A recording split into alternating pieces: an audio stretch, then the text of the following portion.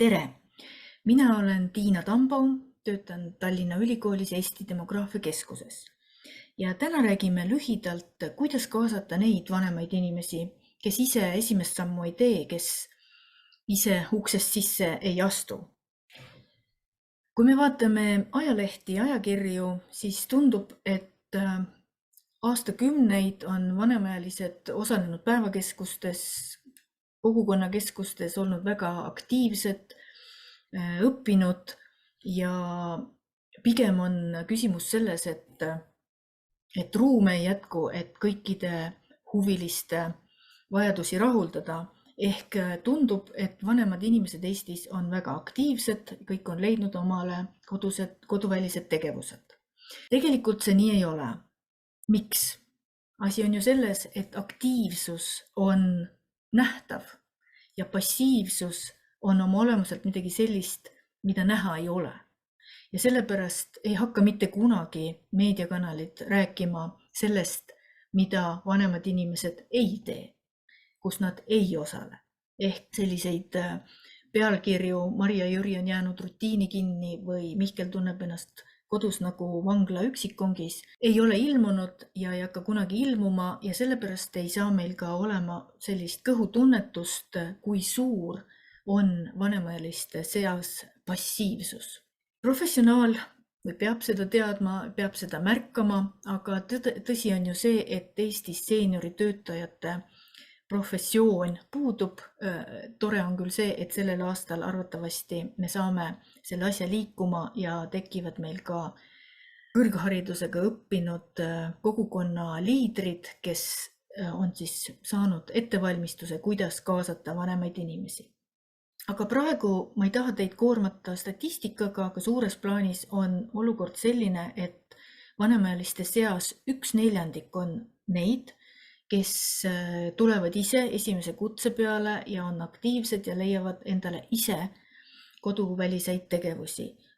3/4 seda ise ei otsi ja nemad on kodust väljas sotsiaalselt passiivsed. Ja küsimus siis ongi, kuidas selliseid inimesi kaasata. Seda on uuritud ja struktuursed takistused, miks inimesed on passiivsed vanema seas, on see, et nende tegevustes osalemine nõuab liiga kõrget hinda. Seda ka ei osata korraldada, on organisatsioonilised protsessid, mis ei ole sobivad. Programmid või tegevused, mida pakutakse, ei sobi, ei ole huvitavad. Transport ja ligipääsetavus on küsimused, info pole kättesaadav.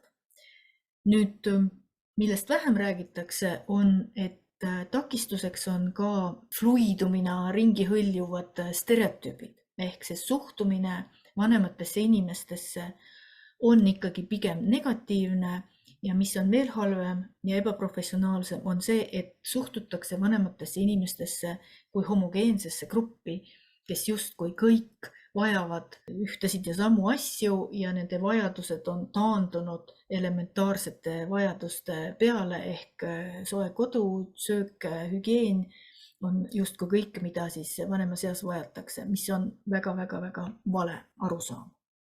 Aga ka tõsi on, et vanema inimene selline isiksuslik areng on jõudnud sinnamaale, et ta ei ole väga esile tükkiv ja ise uusi kogemusi otsiv.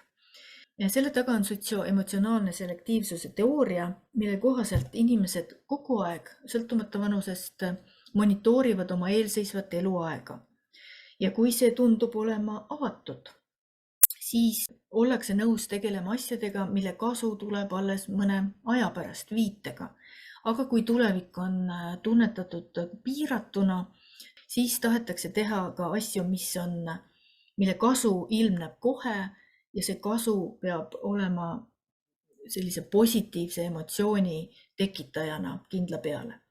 Näide, et kui on valida, kas ma kohtun võhivõõrastega täna või ma kohtun oma heade pereliikmetega või lastelastega, siis ma tean, et pereliikmetega kohtumine pakub mulle kohe ja pakub mulle suurt positiivset laengut, aga see, kas see võhivõõras pakub mulle positiivset emotsiooni, see pole üldse mitte kindel ja sealt siis tuleb ka see valik.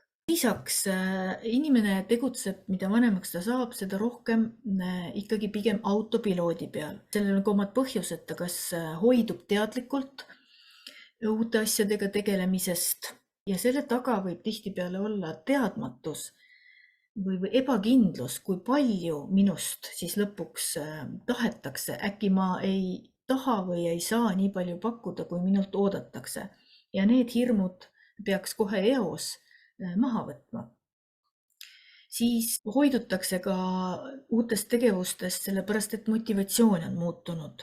Ja selle taga on siis kas tervisemuutused või mingid elusündmused, aga ka motivatsiooni muudab elukogemus. Me oleme väga palju asju oma pika eluea jooksul juba kogenud ja meid nagu ei üllata enam miski, me teame, mis üks või teine asi kaasa toob ja see võtab motivatsiooni maha.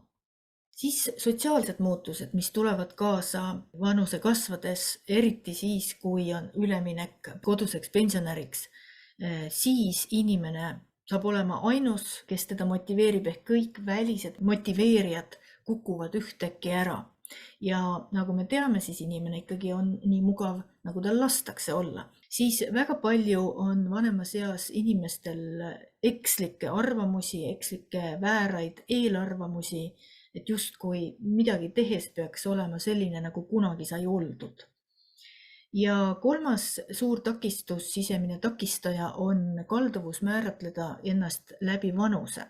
Ehk identiteedid on ära kukkunud, et ei ole enam mingisuguse erialaspetsialisti identiteeti või ei ole perekonnas enam neid rolle, mis kunagi olid. Need identiteedid on kadunud ja ainus, mis sul on jäänud, on see vanuse identiteet.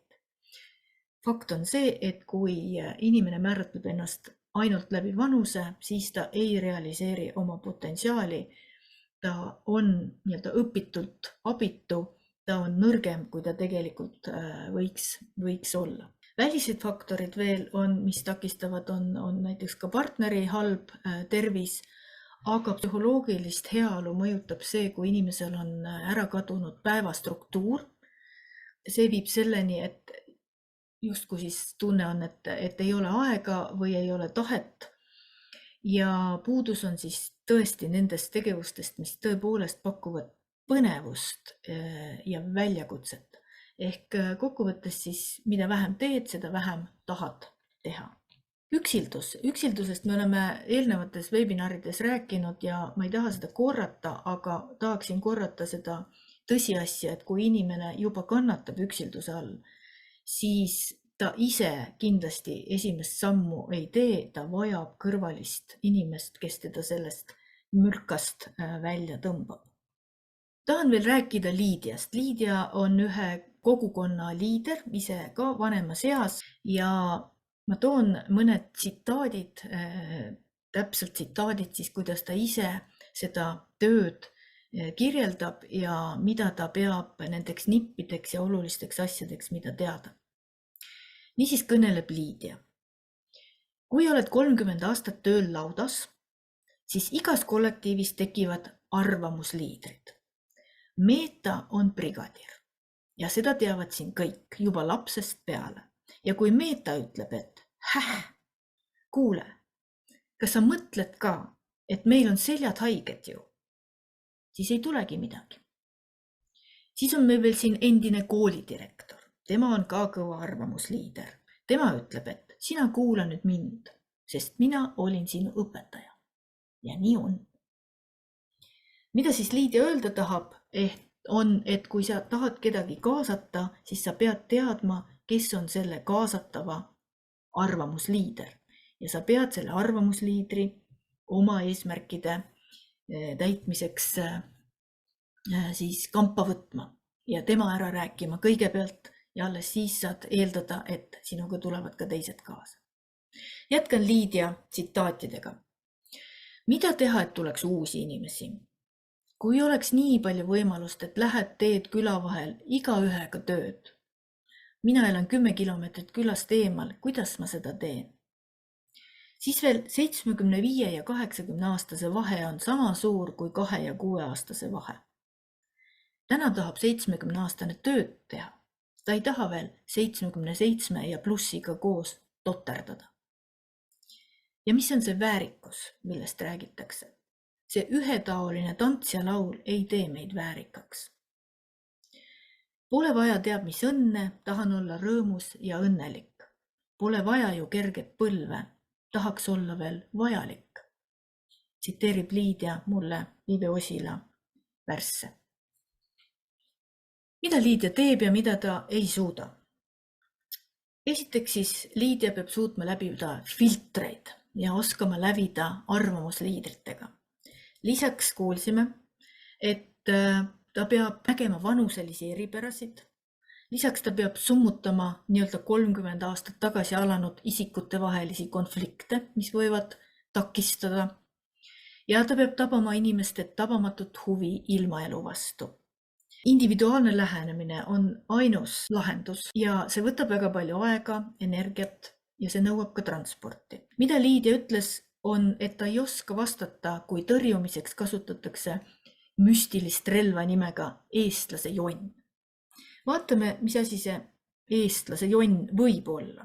See võib olla ettekääne ma olen vana. See võib olla ettekääne tervis ei luba. Vanameeste uuring, mida tegime mõned aastad tagasi, osutas väga selgelt, et tervist kasutatakse vanaduse sünonüümina. Ehk see, kui inimene ütleb, ma olen juba liiga vana, võib viidata, et tegelikult on seal taga kas siis tervisetakistused või siis tervis takistusena läbi selle, et ta vähendab tahet teha pingutusi. Ja meie peame siis tegelema selle tahte putitamisega ehk tervisest tulenevate takistuste ületamisega. Tervis võib ka reaalselt olla takistus, et näiteks reaalselt inimesel ei ole võimalik istuda rohkem kui 30 minutit ühe koha peal ja pärast seda tal on vaja ilmtingimata liigutada või liikuda.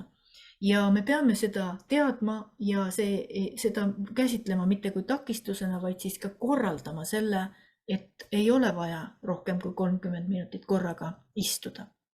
Aga kui siis ettekäändeks tuuakse vanus ja seda lahti ei muugi, mis seal taga on, siis tõepoolest me aidata ei saa, sest nooremaks me ju kedagi teha ei saa. Teine laialt kasutusel olev ettekääne on pole aega. Selle taga peab analüüsima, et kas selle taga on see, et tegelikult see, mida me pakume, ei paku üldse huvi. See ei tekita elevust, see ei tõmba kaasa. Ajapuudus võib ka olla kattevari tegelikele takistustele, mis on ka ajaga seotud. Ehk tõepoolest inimesel ei ole nii palju aega, kui temalt tahetakse. Ja siin ma tahaks rõhutada, et kuigi sotsiaalsed tegevused peavad olema regulaarsed, ei tähenda see regulaarsus, et sotsiaalsed tegevused peavad olema väga sagedased. Võib-olla mõne inimese puhul piisab kuuluvustunde või selle õlatunde tekitamiseks ka tegevus, mida tehakse kord kuus. Aga sel juhul peab teda tegema siis kord igas kuus. Niisiis kokkuvõttes kutsuja peab olema kutsutava suhtes autoriteet. Kui sina ei ole kutsuja jaoks autoriteet, siis leia see vahemees, läbi kelle sa seda asja ajad. Kanal individuaalne suhtlus, otsesuhtlus. Kuidas me põhjendame, miks inimene peaks osalema selles või teises asjas? Siin peab pakkuma inimesele võimalust tegevuseks, kus ta saab tunda, et ta on vajalik. Tema oskusi või teadmisi vajatakse või tema kogemuste või mälestuste vastu on teistel inimestel reaalne huvi. Või tal on mingid vahendid, töövahendid, mingid retseptid, mida teistel ei ole. Ehk pakume neid tegevusi, kus ta saab tunda ennast vajalikuna. See vorm, tegevuse vorm, kuhu me teda kutsume, peab olema midagi sellist, mis on ka sinu kui kutsuja jaoks vajalik. Ehk ära tee midagi spetsiaalselt tema jaoks. Tee midagi nii enda kui tema jaoks, tehke midagi koos. Püstitage ühine eesmärk. Ja lisaks ma tahaks tähelepanu osutada, et inimesed tahavad olla märgatud ja tunnustatud. Ja me peaksime olema palju julgemad, palju hakkajamad ja palju laiaulatuslikumad tunnustuse jagajad. Tunnustust ei pea jagama mingi võimuesindaja või mingi organisatsioon. Me saame ka mitteformaalselt või informaalselt luua tunnustamise traditsioonid. Me ei pea olema skulptorid, et teha mälestusmärke. Me saame mälestusmärke teha läbi selle, et aitame inimesel raamatu välja anda või aitame tal istutada puu või paneme plaate, seinaplaate, mis ei ole üldse kallid tänapäeval. Igale poole, kus inimeste käsi on mängus olnud, kas nad on pargi loonud kunagi mitukümmend aastat tagasi või nad on lihtsalt elumaja ehitanud, me võime igale poole märgi panna, et siin tegi inimene seda või teist. Kokkuvõttes, selleks, et kaasata neid vanemaid inimesi, kes ise esimest sammu ei tee, me peame olema võimestajad. Ja selleks, et olla head võimestajad, mis võtab väga palju energiat, aega ja ressurssi, peab omakorda meil olema see allikas, kust meie seda energiat, teadmist ja ressurssi saame. Meie selja taga peab olema võrgustik. Meil peab olema eelarve, mis tähendab, et me peaksime tegema koostööd siis kas kohaliku omavalitsusega või kogukonnaga, ehk seda tööd, kus me tegutseme passiivsete inimestega nende aktiveerimisel, ei saa teha üksi, see on süsteemne töö. Meie kui professionaalid peaksime siis tegelema nendega, kes on pildilt väljas ja samas meil on selleks vaja nii eelarvet, võrgustikku, teadmisi, oskusi ja seda kõike on vaja selleks, et näha neid, kes isegi ei paista pildil olevat ja siis tuua nad pildile. Ja ma tänan, et te selle teema käsitleda võtsite, sest me kuidagi peame loomulikuks, et inimene ise otsustab, kas ta on aktiivne või passiivne ja me veel ei tea, et meil kõrvalseisjatel on siin töö teha ja roll kanda. Aitäh teile ja jõudu teie töös!